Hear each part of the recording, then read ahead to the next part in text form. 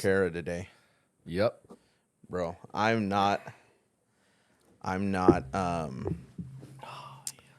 now that my face is on camera, I don't think I'm not prettying up anything. That's what I'm trying to say. Normally when you're over there, you're like all dressed up, nice, and then today you're like sweats. Yeah. Do you see? I'm like, you're gonna be on camera today. The one day I'm on camera, like I'm not dressed up. I'm in sweats and shoes that don't match anything. Look, bro, yeah. Anyway, these are ridiculous, but I love them. They look like something out of Back to the Future. Bro, 100%. Like the they actually may have those. The mags, they're called the Nike mags. It's crazy. And they're like $60,000 shoes. Yeah. They're ridiculous. But they light up and everything. They just don't have the self-tightening laces. Yeah, I don't have the money for that. No, that's stupid money. That's like... Even if I had the money. Even if you had the money, like okay, so if you deal in that world, like with sneakers, like it makes sense because that's your income. Like that's what you do. But for like just the average person that's just like, I just want to collect shoes. It's like, that is such an expensive game.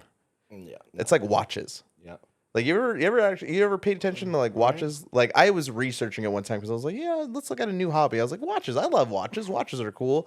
And then you actually like, oh, watches. Like good watches, or at least like what collectors would say, like, oh, if you want to get into watches, you got to be ready to drop. You're like, your first watch has got to be around like $5,000. And I was like, okay, we're out. Yep. Like, not spend. Even if I had the money. My thing was like, I'm gonna collect coins. Like it's whatever's in my pocket. Like, hey, that's an older one. I'll keep that one. Like that's as far as I went. Like it was gonna be exchanged in my hand somehow, and then I wouldn't feel bad if I went and bought some gum with it later. Oh, dude. Yeah, it's ridiculous. I don't have any collections except for kids right now. Yep. I've got 5, so. I tried to get in the shoe game, bro, but like the shoe game is not a single game. You know what I'm saying? I got 3 kids, bro. I can't be buying sneakers. I know. I'm just still thinking about Brock and his closet full of shoes. Like, that's how I see it. Like, he opens it up and it's like, oh. You know what I give mad respect, though, to Brock for? What's that? Is that he wore his shoes. That's true. Like, he didn't have, like, none of Brock's shoes. I don't think I've ever saw a pair of Brock shoes, unless they were, like, his Chelsea boots or something where he was, like, getting dressed up. His sneakers were worn. I was like, I got mad respect for that. Yeah. Like, you actually wear your sneakers. They're not just, like, you know, in some, like, glass case in your house with, like, LED lighting. I'm waiting for that, you know those big, ugly red shoes that just came out? Oh, the Astro Boy shoes? Those boots? Yeah. I'm just waiting for those to get on Preachers and Sneakers. Someone's going to wear them. Well, it's like, did you see Kanye's, like, they're like his rain boot ones? They're like his version of them, but they're like these oversized rain boot, like, black galoshes that come up to, like, right here. It's weird. I was like, it's all weird. Yeah, that whole fashion stuff. Just get me some sandals. Okay. Are you a rainbow guy? Absolutely. Okay. So I do get the nice sandals, but that's because I wear them nonstop. Oh, rainbows will last you like a solid year. Yeah, I just started wearing shoes, no joke, like within the last 13 years. I was gonna say since the narrow door. The first time that we hung out, when because we've hung out multiple times obviously before, but like when I was on the team, the first time we hung out was when we did that night of worship over at Jordan Outreach. Yep. And that was the first time I'd ever seen you like wear sneakers. I was just like, my boy's dressed up today. Look, you got a sneaker. Yeah, because I'm so used to seeing you in flip flops, and like where a lot of people may not know, where our relationship actually started wasn't in, well, it was ministry, but it was in music. Like that's kind of where we started to get to know, was playing with each other. And I've always and I think even when you helped me do some of the outreaches or some of the events over at Desert Christian Academy, I think when I would introduce the band, I was like the shoeless drummer. Yep, like just because like my man never wears shoes when he drums. But yeah, so I've always been used to you wearing sandals. So seeing you in sneakers was kind of a rare, it's like a unicorn sighting. Yeah.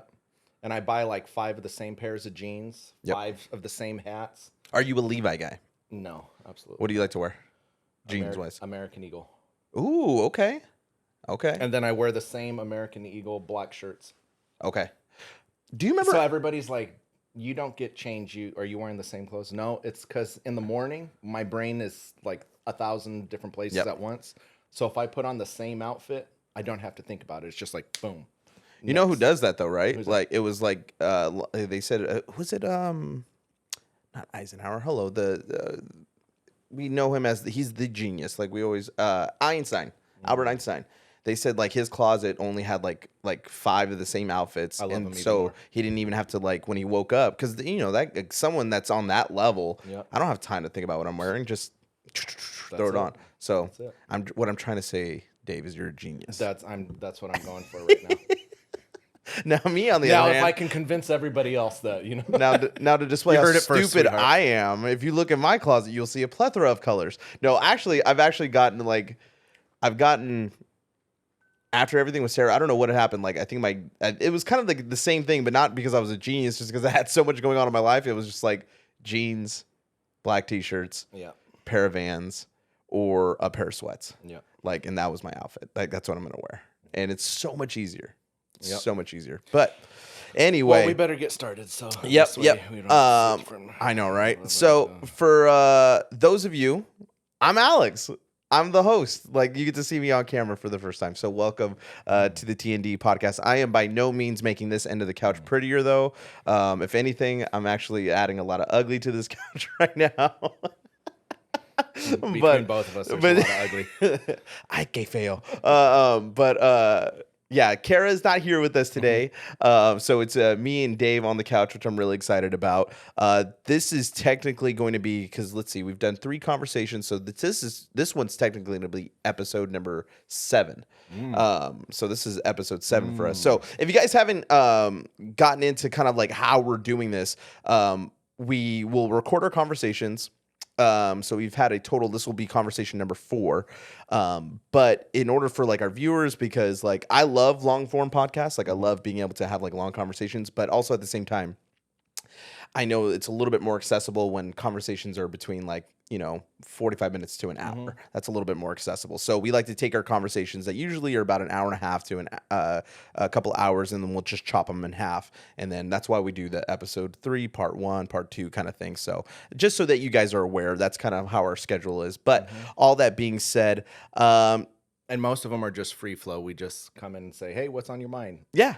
That's literally just like whatever's on your brain. And what I like though about that, Dave, is because it makes for more organic conversation. Because a lot of the stuff that we say on here that we'll communicate on the podcast, those are usually conversations that we've had outside of the podcast. So like to be able to bring those conversations, kind of hone them in a little bit more.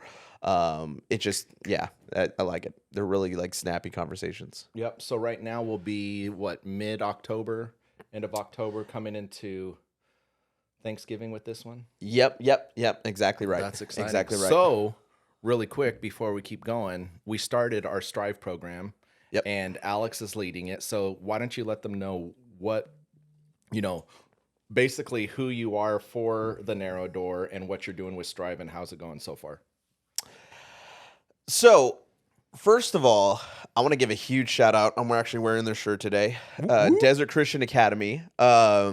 Kirk Scott, Debbie Scott, and all the admin team and all the teachers and staff over there. Thank you guys so much for opening up your doors.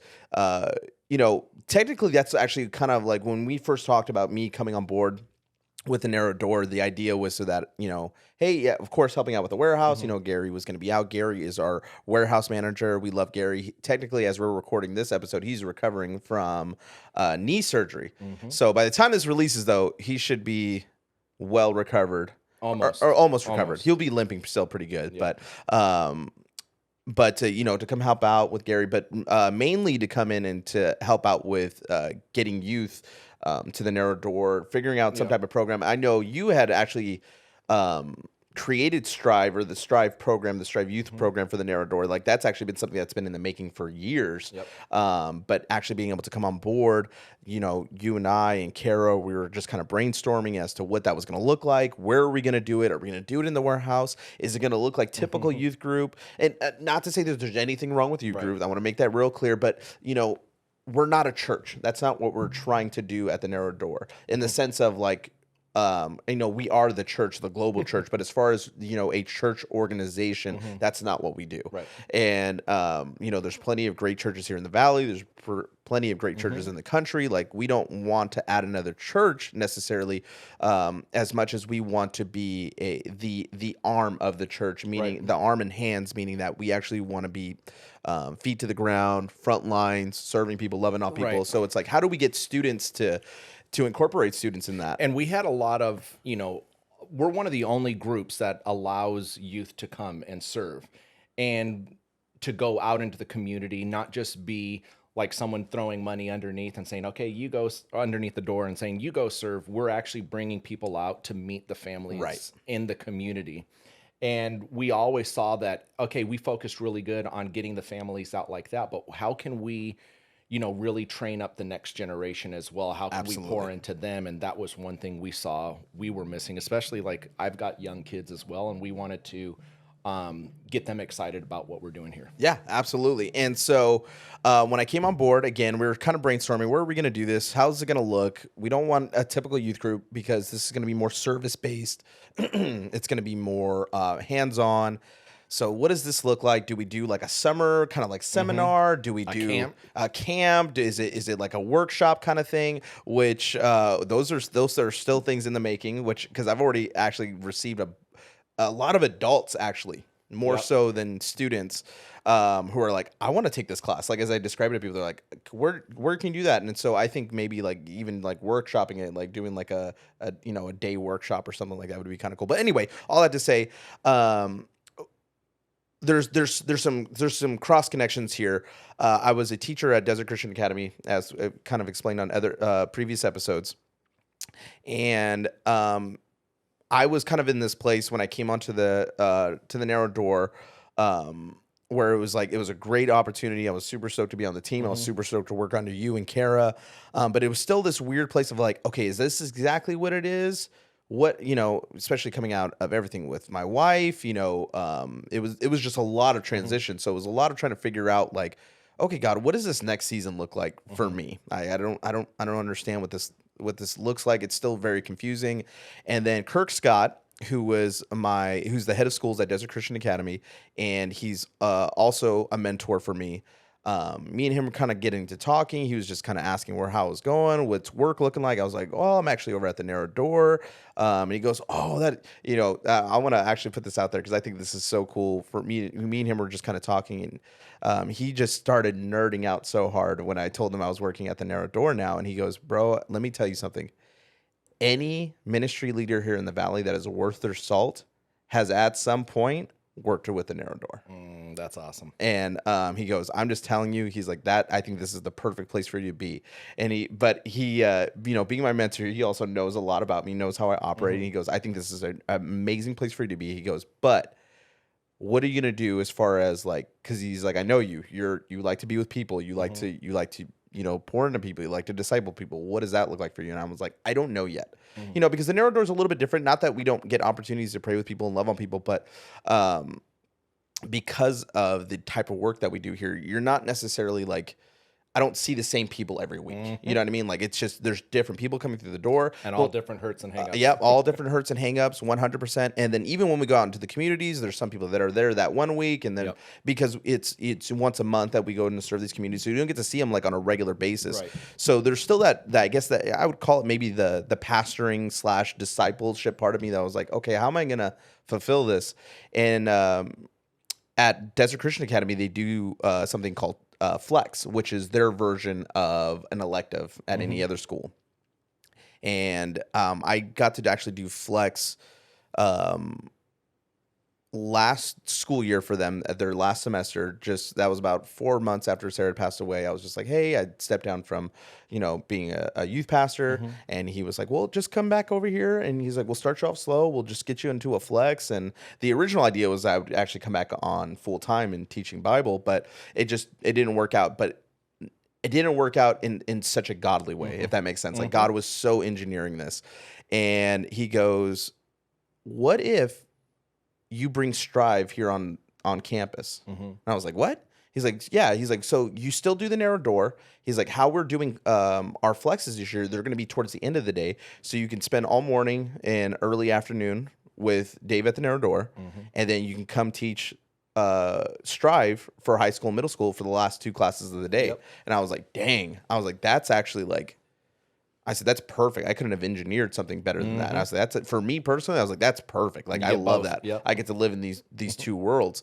Well, not even 2 worlds anymore, because how this class is built is like, they're so interconnected. Right. It's just 2 types of ministry. But anyway, fast forward, we were just really excited. I think I literally came.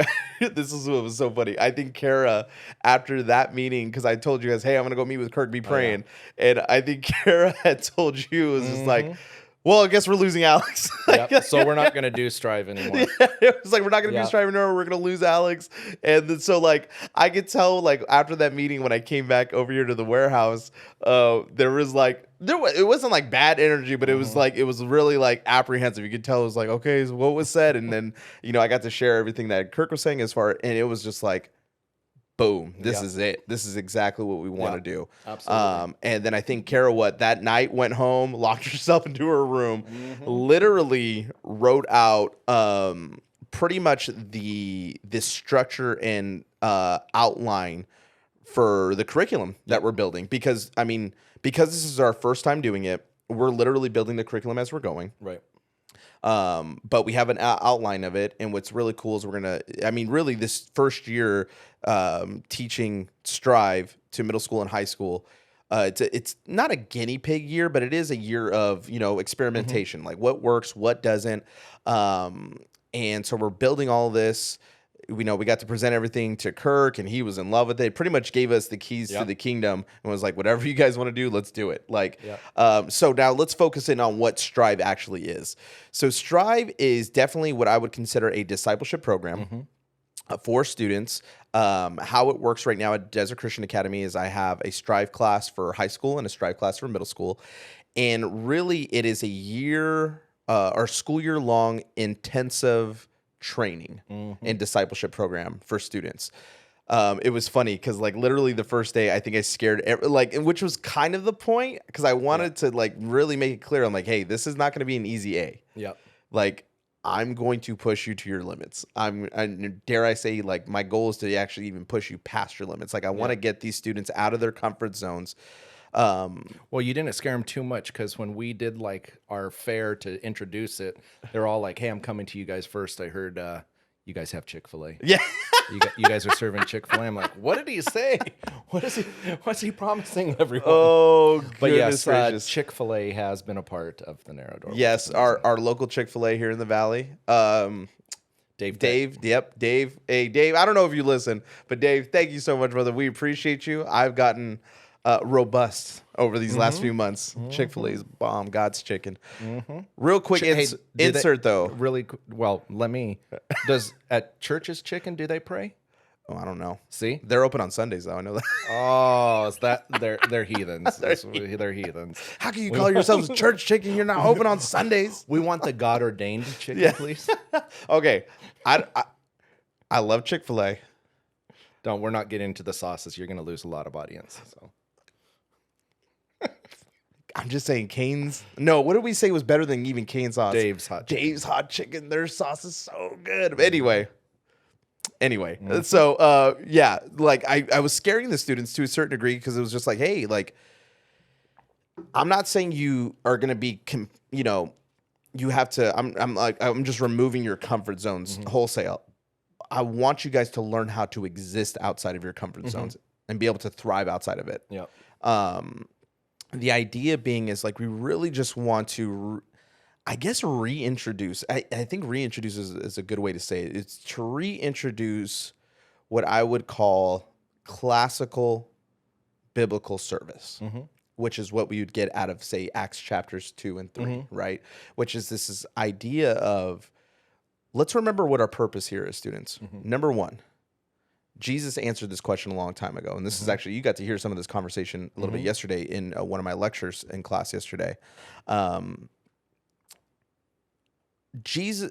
We struggle so much with purpose, and especially this generation coming up, like they struggle with purpose. Being a teacher for 2 years and then doing youth pastoring, man, I can't even tell you, like, just the amount, and I think anxiety would be a good word when it comes to students, middle school, high school, especially seniors in high school. Because you think about it, kids aren't necessarily thinking about what they're going to do. Like we ask them these fundamental questions, like in kindergarten, like, what do you want to be when you grow up? But like, let's be honest, like, I don't know about you, but when I was in middle school and high school, like I wasn't necessarily thinking about my future. I was enjoying the present. I was enjoying being where I was. Yep. And it wasn't until my senior year when society sits there and tells you like, hey, you're going to be 18 and you need to be a productive member of society, and you need to figure out something, in like all this anxiety of like, what am I going to do? I don't even know how to boil an egg. Yo, 100%. Like, Yeah. I can't even toast. Like my Eggo waffles come out looking like like they sat on the surface of the sun. Yep. It's bad. Yeah, disintegrating when you pull it out of the toaster. And it was crazy because I had some friends that were putting all their applications to all these colleges, and there I was like, wait, what did you guys do? Yeah, like, exactly. Like, Yeah, it's such a crazy thing. And so a lot of students, myself included, my generation of students were like, we graduated, your generation even. I would say this is all generations struggle with this idea of, what am I going to do? Yep. I don't know what to do. And then, we find ourselves in careers, and we know how the story goes. Some of us, if we're lucky enough, and I use that word purposely, if we're lucky enough, we find a career that we truly do love. But most of us work 9 to 5s, jobs we hate in order to support our families, and like we get into this weird like place of unfulfillment. And I've seen it so many times with students. They're just like, I don't know what to do. And then, they get into their careers and it's like, man, I'm very unfulfilled. And, every now and then you'll meet a student who's like, oh, I'm doing exactly what, but I would say the majority of people are still wandering. Like there's 40-year-old people who are probably listening to this, 50-year-old, 60-year-old people who are listening to this, still wandering this world going, I don't know what my purpose is. And I would argue that Jesus has already answered this question. Matthew chapter 14, or no, excuse me. I will remember the verse here in a second. Sorry. I was thinking of yesterday's lecture. But a scribe, they're all arguing. Jesus is doing his thing. They're trying to, it's the classic story of, Jesus is performing a miracle. Is he really the Messiah? He's over here saying all these different things and it's going against what we're saying. So a scribe of the day comes to Jesus, and not necessarily in a respectful way, but definitely in a testing way of like, are you like, who are you, dude? He asked Jesus point blank, what is the greatest commandment? Right. And then Jesus answers this by telling him to love the Lord God with all your soul, with all your might, with all your strength, and to love others as yourself. And then he goes on to say, like, all the laws and the prophets hang off of these two things. Yep. Love God and love others. Yep. And so if you're really to break that down, that particular portion of scripture, you actually realize the scribe is he's asking such a deep question. By asking Jesus, who the scribe's not thinking he's the son of God. Again, this question was meant to test him and to try to capture him in some wrong word say. But essentially what this scribe was asking, maybe even unbeknownst to the scribe, he was asking, what is our purpose? When you ask somebody what is the greatest commandment, essentially what you're asking them is, what are we supposed to be doing? As the human species, as the human race, what are we here to do? What is our purpose? And then Jesus lays it out so perfectly. Love God, love people. And everything else, all of my laws, all my commandments, everything else hangs off of those two fundamental principles. Love God, love people. And it's like, that's our purpose. That's what we're supposed to be doing. And so to get students to realize like, hey, that's your purpose. So therefore what you do is irrelevant as long as you're loving God and loving people. So if you want to go be a lawyer, dope, go be a lawyer. But love God, love people. Oh, you want to go and be a doctor? Dope. Go love God and love people. I want to be careful with this one. But I had a conversation with a student, and she actually pulled me aside yesterday, and she was kind of explaining. I don't want to give too much detail because I told her this would be in confidence. But to give just some outline there, she was telling me, this is what I want to do. And she was nervous because she felt like it was something that she couldn't fulfill her purpose in. She was afraid of what her peers would say. She was afraid of what even the adults in her life, the mentors and people in that position would say, because what she does want to do, it's a little against the grain, typically for what students want to do out of high school. And I looked at her, and because she was nervous, like she was like, because I asked her point blank, I'm like, can you fulfill your purpose doing that? And she was just like, I don't know. You could tell there was so much dread, and I was just like, sweetheart, if you go and do these things, can't you love people through that? Can't you go be a light? Can't you be a beacon of hope? Can't you be a beacon of love? Can you not do that with what you're doing? She goes, I can definitely do that. I'm like, so you can go do what you want to go do, this dream, this goal that you have, and still accomplish your purpose in life. She goes, yeah. Yep. And it was like a light bulb moment for her. And it's like, that's it. So to get students to realize what their purpose is to love God and love people. How they do it, that's the fun part. That's where you get to go. And like, I mean, I even look at my life, Dave, and I've had like, I was convinced I would already be a pastor. I'd be head of a church. I'd be doing this. Like I'd have my family and I'd be leading a church. And like, that was my goal. That's with your square glasses. With my square. Yeah. With my square. and like that's what I'm gonna do, and like that's my calling. That's what God has called me to do. And now here I am gonna be 33 on Sunday, September 3rd. For anybody that doesn't know, I don't tell anybody. So audience, be happy. You'll probably blank it out. If there's a weird cut, That's here. This is what we're gonna do, and we're back now. So for editing purposes, oh yeah. But anyway, I'm gonna be 33. I've been a pastor. I've been a worship leader.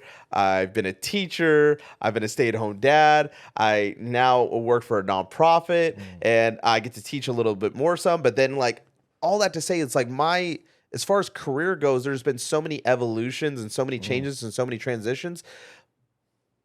But I can still walk confidently in all those changes in all those transitions, because what I do is, as far as a career goes, that's not my purpose. My purpose is to love God and love people. So it doesn't matter if I'm transitioning from career to career over the last however many years. It's okay. So if you're flipping burgers or your job is to take out the trash, can you still fulfill your purpose? Absolutely. Right. And if anything, that should pull the weight off of you of feeling like I'm living a life that is insignificant. It's like, no, you're not. Because who's going to reach like if you are flipping burgers, let's just say for instance, right? Like that is the thing. You work at McDonald's.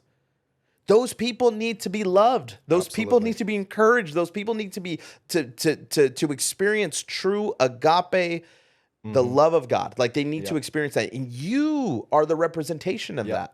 As a believer in whatever workspace you're in. So that is what should be bringing you fulfillment. That's what should be bringing you joy. It's not necessarily what you're doing, because what you're doing is irrelevant. You're supposed to be loving God and loving people. And, I always get the students ask this question. They're like, well, Mr. Sanchez, if I'm loving God or if I'm loving people, then how do I love God in that process? And it's like, well, as people, we have the imago Dei. Meaning that we have the image of God, right? Not to say that we are God. It's kind of like, I use this illustration. I don't have, actually it's right here, right? And so like I got an Apple phone. How do you know that this is an Apple phone? It's because it has the logo on it, right? And so it bears the mark of it bears the logo or the mark of Apple. Does that make the phone in and of itself the Apple organization? No, but it is an image bearer for Apple. So it represents Apple. In the same way, we are not God, but we do bear his image, meaning that we bear his logo, we bear his mark, if you will. And by loving people, that's why when Jesus was, when he tells the disciples, oh man, when you clothed me, when you fed me, and they were like, we never clothed you, we never fed you. When you fed the homeless, when you clothed the needy, he goes, you did that for me. And it's like, so by loving people who are the image bearers of God, I'm loving God and loving people simultaneously. So I know that this is going to lead a little bit further than just us explaining Strive. So calling and purpose. I think that's a great. So here's where I would say purpose never changes. Yeah. It will never change. It doesn't matter what you do. Calling can change. And I think God has called me to do all the things that I have done in life. Right. But now here's the thing with calling, and we talked about this, I think, either in episode 1 or episode 2. The mistake, I believe, with calling is thinking that calling is calling to a position or calling to a career or calling to even to a demographic or excuse me, a geographical location, calling is you get called to a people, not to a position, not to a location. You get called to a people. Right. And so it's weird because here in the Coachella Valley, I've done so many things here in the Valley. Pastoring, worship leading, teacher, working at a nonprofit. But I haven't had so many cool things like that. No, but you've had the coolest thing. You've had the coolest thing, which is why I'm so excited to be a part of it. But that calling, my job has changed. My career has changed. But you notice my calling as far as to the people here in the Coachella Valley hasn't changed. Right.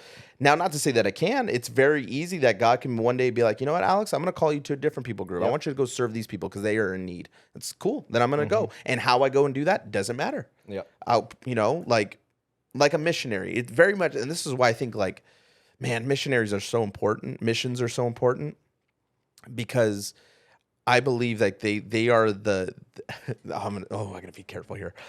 I believe missionaries though are the last true church planters in the world. That's gonna make a lot of people angry. And what I mean by that is as far as like true acts-based biblical church planting, where these guys aren't necessarily going to plant a church. No, what do missionaries do? Good missionaries, the ones that last, the ones that actually make a difference to wherever they go. They don't go immediately just start, I'm going to go preach the gospel and 1,000 people. Nope. They go and integrate themselves into whatever culture of people that they are called to. So they'll go get a job.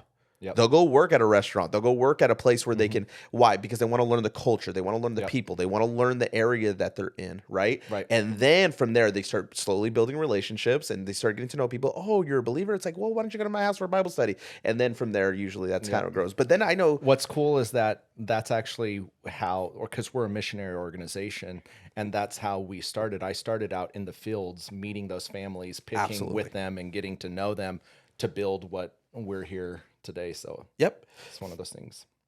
So calling, I believe, again, calling can change. So I believe you can go to you get called to a people group, and that's where you'll serve there for a few years, and then it's like, cool. You know, you can look at, for instance, Paul. Paul's overall purpose was to love God and love people, and he did that, and he planted churches. And you could say, well, his calling is a church planter. Well, it's what he did. It's what he did, but you could even go into further detail and say what he was actually called to was to go in like to these different people groups. So it's like, I'm going to go here. I'm going to plant a church. I'm going to build it up. All right, now I'm going to go here because I'm called to those people. They need Jesus. And then he would, and that's what he did. So he was called to multiple people throughout his lifetime. And so again, I think, but his purpose to love is God, to love God and love people. Others. So just like that young girl that you were talking about, she has her calling to whatever job it was, but she can still do her purpose of 100%. Yeah, and 100%. And so, because I'm always trying to be careful, like, because there is calling. I just think that we've placed more weight on calling than we have on purpose, and that's an issue. When your purpose, or excuse me, when your calling starts feeling your purpose rather than your purpose feeling your calling, because what happens if God takes that away? So let's say, like, right for the, and we have gotten a little bit further. We'll bring it back though. You know how we do. But let's just say, for instance, you know, like you feel like I'm called to it. I'm going to go plant a church, right? Which is funny. I'm paralleling my story here slightly. You get called to a church. You plant that church, you serve the people, and you think, oh, I'm going to be at this church forever. I'm going to die in this church. To take a line from Mark Driscoll, like, I'm going to preach at this church till the day I die. And even when I do die, like, I'm going to preach my own sermon and then put myself in the casket and you can bury me. Like, that's, you know, that's kind of the thinking. It's like, I'm going to be here forever. And then God just shuts it down. And you go, my life is ruined. My identity is gone. My identity is gone. My purpose is gone. Why? Because you allowed your calling to fill your purpose and not the other way around. Now, if you allow your purpose to fuel your calling, here's where things get cool.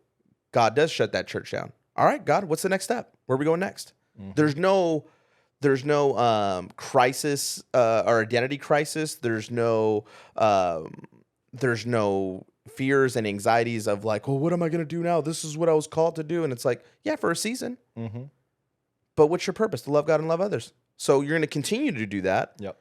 Even through your transition to whatever God has next for you. Yep. And what he has next for you might look completely different. Like, I never thought, Dave, I would be working for a nonprofit in the sense of like, because, you know, churches are nonprofits, but I guess in the sense of like, I never thought I'd be working in a food bank.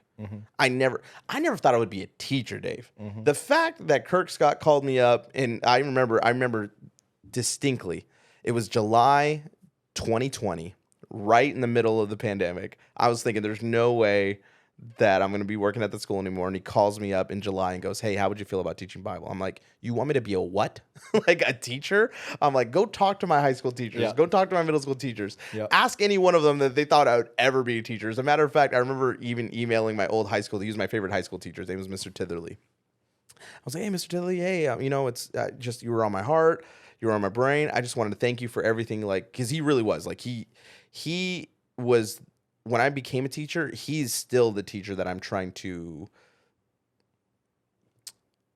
Well, there's a better word for it, but like copy. He's the emulate. Thank you. He's the teacher that I'm trying to emulate. Like he was amazing. He was the guy that, and I do this today as a teacher. Like I'm one who will call out my students for their nonsense. Mm-hmm. I will beat them up for it, and then when everyone's gone, hey, stick around for a second. Let's talk. Mm-hmm. Man, I love you to death. I think you're a great student. You're A, B, C, and D, but you are wasting your potential. He did that to me. Like, he's the one who's like, I think you're amazing. I think you got these things going on for you. I think you have so much potential, but you're wasting it being an idiot. Yep. And I was like, but that was what I needed in that moment. Was for someone to love me in that way, to tell me like, yo, you've got it. But you're wasting it being a clown. Like, stop. Yeah. And so to this day, like I try to emulate him in every way as a teacher. But that's funny because my teachers, when I go back and I see them, they're like, "You're doing what?" And they just stare at me like, "How? How? Like you barely graduated? And how?" Hold on, let me look you up in the yearbook because I'm pretty sure this is the same kid. This like is the same Dave. Yeah, you should see. Honestly, you should see my my transcripts. It's not like the digital copy. They wrote in passing. Ask Kara. She's like, this is the most homemade thing ever. No one's going to ever accept you. It's like the old licenses back in the day where you could actually like go in with a pen and change the date on your license. Like if we could put them all in the room, they would all be like, there's no way. This is the wrong Dave Ramirez, right? There were several Daves at the school. Oh yeah, dude. There's no way. And so I emailed them. I was like, hey, this is my first year as a teacher. I just want to thank you. I never would have thought in a million years this is what I would be doing. Yeah. And literally the email back, you're a teacher? I was like, wild, right? Like, send me your photo. I want to make sure this is the same like wild, right? Oh, it's so crazy. But anyway, all that to say is that calling and purpose are two different things. And this is what we're trying to teach the students. It's like they're two different things. Yep. Your purpose needs to fuel your calling and not the other way around. Because if it's the other way around, what's going to happen, you'll go, just straight up, it'll be identity crisis. You'll be questioning your life. I believe this is why a lot of people, I'm sure you've heard of this word, especially this is a huge term with millennial generation Christians, of deconstruction. Like, because something like that, they fall apart. And why? Because they allow their calling to fuel their purpose. And so when these situations happen or a church shuts down or like they're the ones leading it, well, I'm not a believer anymore. It's just, because, this was not what it was supposed to be. I was expecting A, B, C, and D. And it's like, well, yeah, you forgot what your purpose was to love God and love people. Your purpose is not to be a pastor. Your purpose is not to be a doctor. Your purpose is not to be a teacher. That's not your purpose. That is the platform by which you fulfill your purpose, but it is not your purpose. And understanding that platform can change at any moment and at any time, however God sees fit, because God is strategic. Yep. He's God. And so he can better see, of course, can better see the game board than we can. Yep. And where you can go, no, this is where you need to be. And that might make sense to you because you don't have the full view, but I do. And if you do what I'm asking you to do in this location with these people, I'm going to change. I'm going to do something crazy. And that essentially is what we're trying to give to the students. Now, from a practical standpoint, that's theoretically what we're trying to do with Strive, is to have them really rearrange their thinking into the difference between calling and purpose. And now let's put that into action. Yep. What does this look like practically to love God and love people? So being an outreach ministry, a food bank, we have the ability to go, okay, like we're going to put you into outreach situations. You're going to go feed the homeless. You're going to go help the needy. You're going to go. And we were having this conversation in class yesterday. Like I used the story of Peter in the boat and during the storm. And, Peter asked Jesus, like, hey, if it's you, command me to come out into the water. And we know the story. Like Peter walks on water, the whole thing. And so how I related the story to them was like, think about Peter for a second. Everything that screamed safety and security, his comfort zone was that boat. Yep. Like everything that screamed security, safety, comfort, you're going to live, it's in the boat. Yep. To step outside of that boat, to step outside of your comfort zone, seems crazy because that's where the storm's at. That's where all the rain and the thunder. But again, what happens by Peter doing the uncomfortable, he gets to participate in the unimaginable. He walks on water. Yep. Granted, he fails, right? He fails. And this is actually what I was teaching the students yesterday was like, you're going to fail at your purpose. There's no way we're going to do this perfectly. And God is aware of that. It's not like God's going like, you're going to fulfill your purpose like perfectly. It's like, no, that's why Jesus was sent, was so that, Well, he kept his eyes on Christ. And when his eyes were set on Christ, he was able to do the unthinkable. 100%. But once his eyes start going into everything else and you get worried, you're going to. And that happens in normal jobs. That happens in your daily life. Yep, you're going to fail. But the beautiful part of that story is who was there to rescue him. Amen. Jesus was there. That's right. How I related the story to them, I was like, okay, so like you step out of your comfort zone. Yes, there is the potential to do amazing, incredible things that you never imagined. But there's also potential to sink. And dare I say, you might sink a lot more than you do, than you have these big, huge moments. But the beautiful part is, because I'm sure knowing like who Peter was as a human being, I love him. Peter's probably the most relatable, if not the only relatable character for me in scripture where I just go, I know that guy because I am that guy. And so knowing Peter, the other 11 were giving him a hard time afterwards. Like, look at Peter, man. You thought you can walk on water. You didn't walk on water for a whole 5 seconds before you sank. But I did it. And that's the point. But I did it. I guarantee Peter could say something that no other person could. He's like, yeah, you know what? I did fail. Yeah, you know what? I did take my eye off Jesus there for a second. And you know what? Jesus did have to rescue me. But I did something that no other person on this planet other than Jesus has done. I got to walk on water.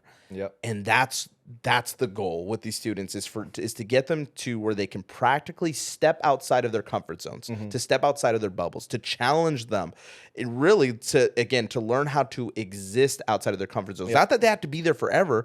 Maybe that is though. Maybe that is, but more so to learn how to be able to operate, to exist, and to thrive outside of your comfort zone. And what was cool is that you challenged them their first days, and you had a picture of a head, and it says, "What's your problem?" So not their personal issues, but like, what's a problem that they see that they can come behind? So how can they love others? What is some of their things? And it was so cool to see some of these ideas that they've already started. So getting their brains working in those ways. Okay, I can love others, of course, by opening up the door. I can love others by giving them a box of food. But to see some of these things that they were writing was so cool. One was like, hey, I want to have a truck that goes around with a library inside and read to students. Wow.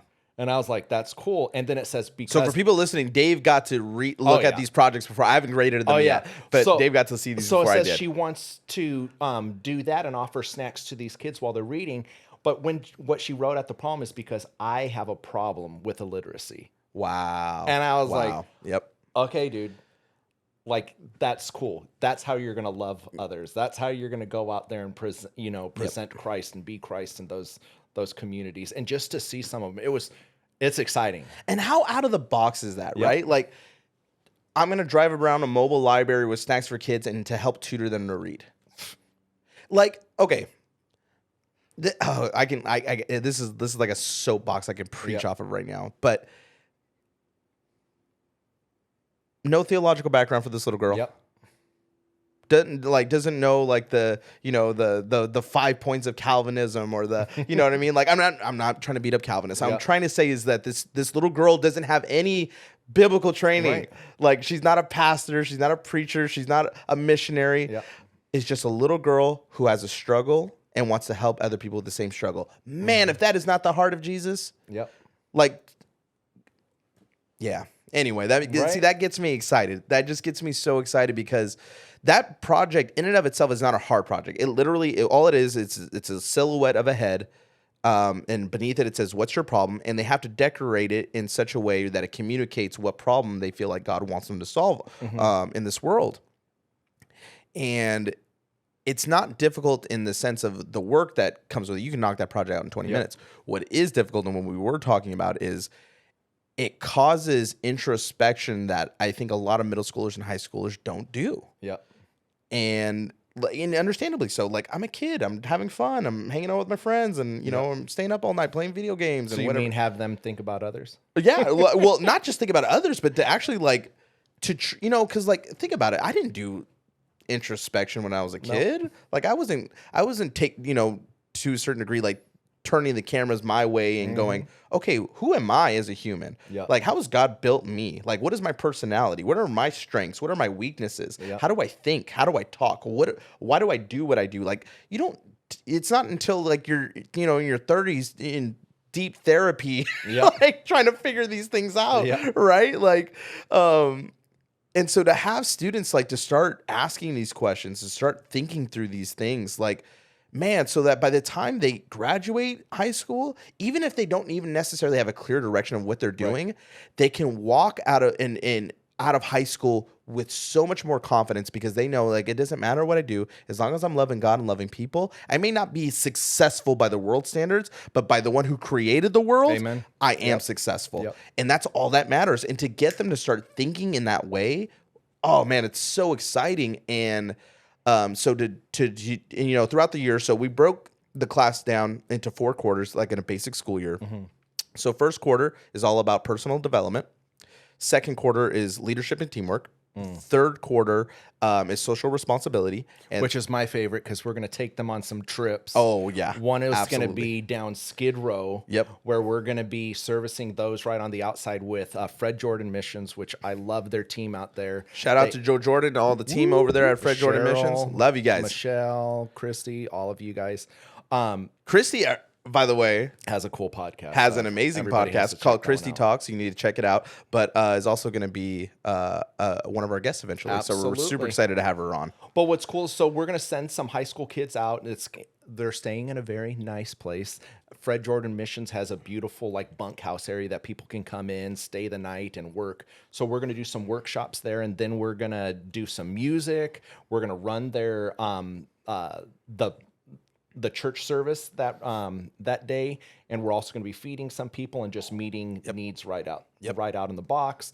We're going to have the junior high kids do services right here in the valley, where they're going to build food boxes, pass them out, and then learn from other nonprofits and what they're about. Because honestly, I love the Narrow Door. It's my favorite, but there's so many groups doing 100%. Some amazing things, and why not, present them to everybody else? Because everybody has a different calling. Yep. Everybody does. 100%. I don't like to talk to people, but some reason it's just part of it, and that's part of what I do. But everybody has a different thing. It could be with helping animals. It could be a rescue mission. It could be delivering food. It could be reading stories to young kids, or helping out at a retirement center. It's exciting. And that's third quarter. And that's really, like, I'm excited for the students to see that for third quarter, is because it doesn't have to just be food. It doesn't have to just be clothing. Like this little girl, like taking a mobile library around and tutoring, kids and giving them snacks. I'm like, what a brilliant idea. Really quick. So a story just like that. This little girl, she wanted to do something. She, kind of learning the same thing. And as this class, and she says, I don't know what I can do for the community. What can I do? And she came up with this idea of doing birthdays for the kids at the rescue mission. Wow.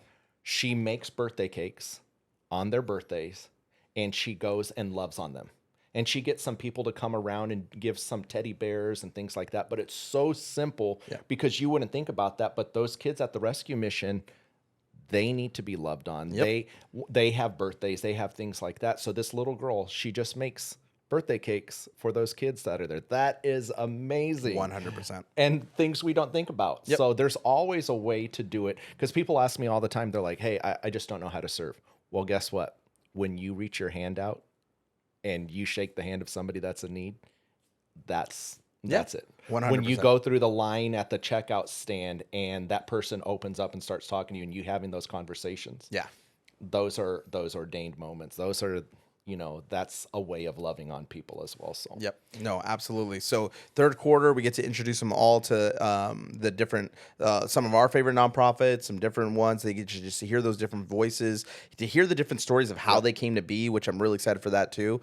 And then of course, we have our trip out to Skid Row.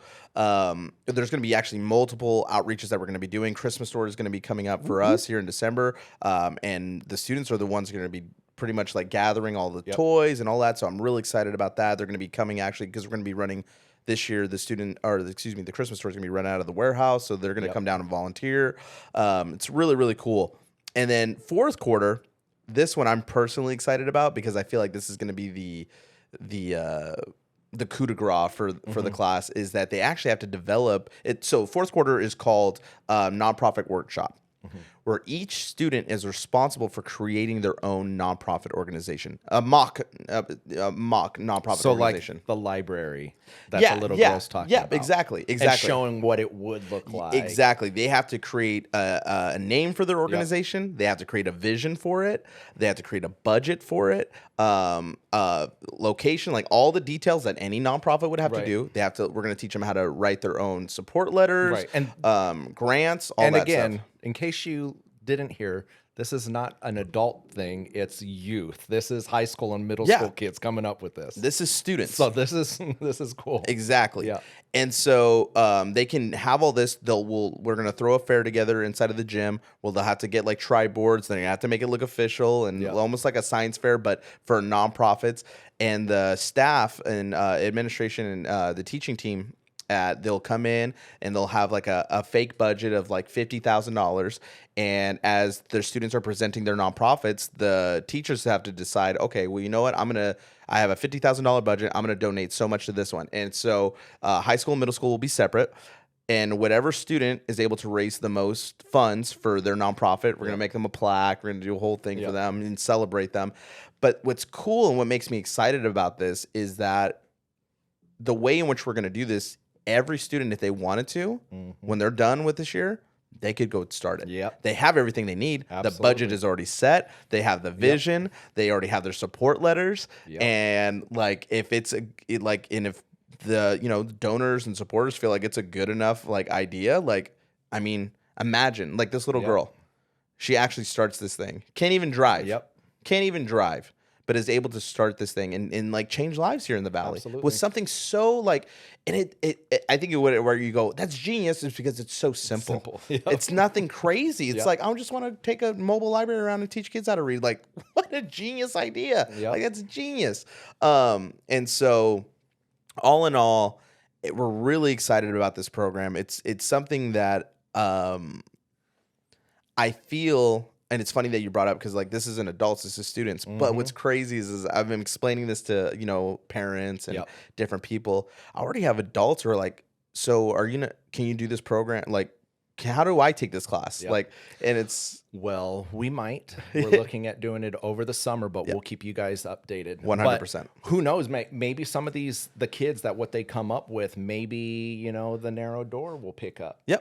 Yep. And we can go over there and create that arm or that leg of the nonprofit as well. And, absolutely. And watch it flourish. Yeah. So and that's keep an eye out. And see, you mentioned something that makes me excited too, is that if these students really want to go and do this, they have such a tremendous tool in the narrow door. Like, and that's something I'm excited to communicate them is like, hey, like we're not just your teachers. This is what we do for a living. Like, okay, you really want to do this. You really want to go start this mobile library for these. Got you. Let's get it. Let's get it done. Get it. We will get after this. And so I'm really excited to not just give students theoretical knowledge, but to give them practical ability to use their gifts in such a way where people feel loved. Yep. And to watch them to connect the dots when it comes to purpose and calling, to watch them be able to put together the fact that, oh man, like maybe my job isn't necessarily like it's not my calling. Maybe my job is so that because it financially fuels me loving God and loving people in this way. And it's like, oh, so my job isn't, I could care less about my job because all it does is fulfill what I'm actually supposed to be doing. Like, you know what I'm saying? Yep. Like, so to watch them start connecting some of these dots over this year, I'm super excited. I think just even already having this conversation with this little girl, I mean, we're week 1 already is just thinking through some of these things. And like, it's just really exciting for me. I think just, how we're talking about, because technically today's conversation was supposed to be about God moments.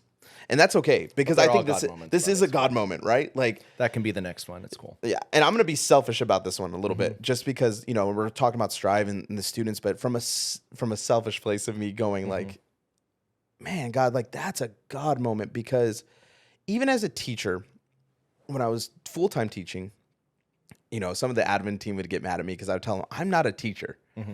And I think that was being interpreted as was like, oh, I'm not a real teacher. I don't do, like I don't have the degree. I don't have the education. And they were like, no, you are a teacher. I'm like, no, you guys aren't hearing me. Like, I'm not a teacher. I'm not ashamed to say that. Like, it's okay. Like, because there's teachers on that campus who are like 35 plus years. Those are some teachers. Like, they went to school. Like, they will teach me under the table. The reason I would say that is because, like, I'm not a teacher. I'm a discipler. I just love discipling students. I love it. To be able to take a student who, for the most part might be a knucklehead, right? Just teachers don't necessarily like him as a student because, he's A, B, C, and D. And for you to be that teacher that goes, no, I'm going to call you on your crap right now. I'm not going to let you get away with this. And I'm not just going to sweep it under the carpet of you just saying, oh, you're a bad kid. Yeah. So I just don't want to deal with you. I'm not going to give you that pass. Yeah. Because that's easier for him. I'm going to call you on it. Nah, you're being a knucklehead right now. Knock it off. Yep. You have so much stinking potential. You got, and there is a particular student who I'm thinking of as I'm telling you this. I might know who it is. And I've never gotten to a point of being so frustrated with a student where I was just like, get him out of my class. I'm done. Like, I can't do this anymore. Like, most of my time is spent just, and we and him had like a come to Jesus moment. And I remember like, I was like, I'm going to say some things that a teacher probably should never say to a student, but I'm willing to risk it right now because I believe in the potential you have. Yep. So here we go. And it was brutal honesty. Like, as a pastor, I've gotten to sit down on multiple occasions and have conversations and counseling. And, I've had to really some crazy come to Jesus moments with people. Like, I've kept it really raw. I don't think I've ever was raw with a human being as I was with this particular student. But it was so needed and so necessary. And it, because it wasn't public, it was literally just me and him. And it wasn't even an after class thing. I think it was like, come see me at lunch. I want to sit down and talk with you. Yeah. And we both just started crying. Like, we were both just like in this place of just like, I get it. I understand why you're doing what you're doing, but you cannot do that with me. Yep.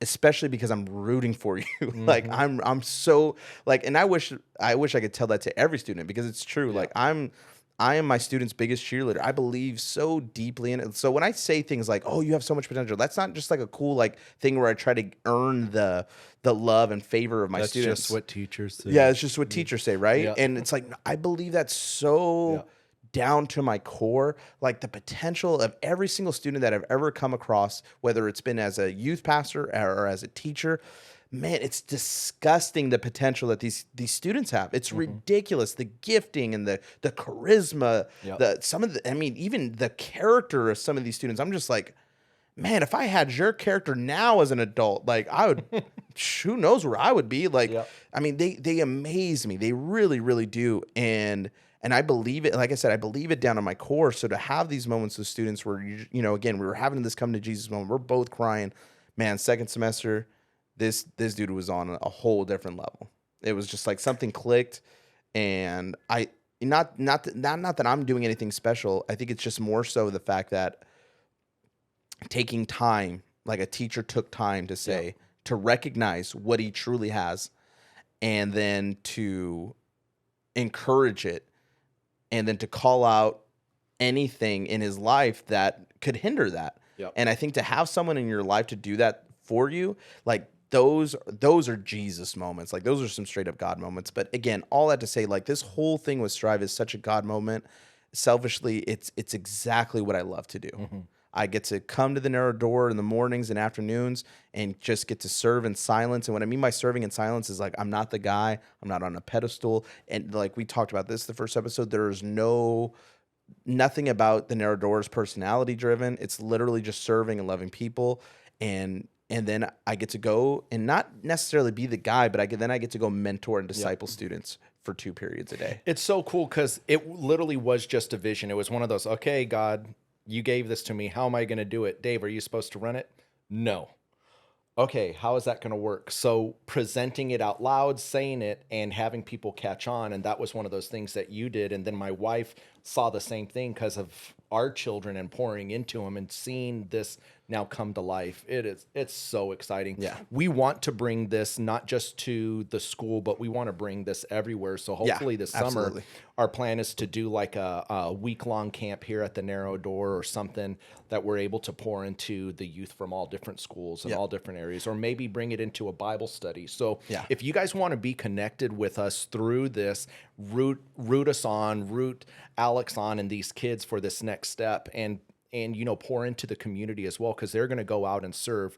We're looking for some sponsors, you know, sponsor a kid for $150, and that helps them get their books, get their shirts, get all their stuff, send them on these trips, and get them to learn to be leaders, get out of their comfort zone, and love on others. So want to pause it right here real quick? Absolutely. And then, so this is the cool thing about working at the Narrow Door is that we still serve people, and we have someone here at the stove. We're going to pause. Yes. But yeah, I think to kind of echo what you were saying, Dave, obviously, if you do want to support, please, it would be huge for us. Not that DCA hasn't supported us, because they have. I mean, they've given us a facility, they've given us students. Like, I mean, DCA has poured so much into it. But again, they obviously have their main classes and their their main activities. So they, I mean, from a financial standpoint, they can't pour too much into it.